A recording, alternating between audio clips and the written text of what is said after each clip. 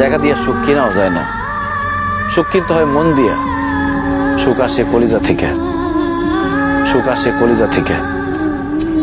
আমরা সারা জীবন শুধু নকল জিনিসের পিছনে ছুটি, আল্লাহর দেওয়া সূর্যরে বাদ দিয়া আমরা ঝাড়বাতির পিছনে দৌড়াই।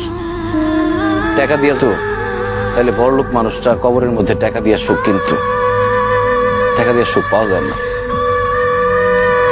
তুমি যদি আমার সাথে থাকতা, আমি হয়তো তোমার টাকা পয়সা, বাড়ি গাড়ি, স্বর্ণ অলংকার কিছুই দিতে পারতাম না, কিন্তু তোমার আমি মাথায় তুলে রাখতাম, পাখির মতো বুকের মধ্যে জড়ায় রাখতাম। সেটা আমি পারি নাই, তুমি আমার সেই সুযোগ দাও নাই। তুমি আমার ছেড়ে চলে যাওয়ার পর কটা রাত যে আমি ঘুমাইতে পারি নাই, সেটা শুধু আমি জানি আর আমার আল্লাহ জানে।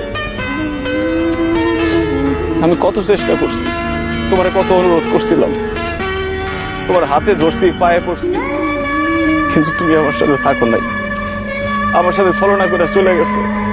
তুমি আমার জীবনটা আগুনে পুড়া কয়লা বানায় ফেলাইছিলে। তোমার মতো মেয়েদের জন্য হাজার হাজার ছেলেরা জীবন্ত লাশ হয়ে ঘুরে বেড়ায়, আমার আল্লাহ আমারে বাঁচাই দিচ্ছে। তখন আমার জীবনে আসছে আয়েশা।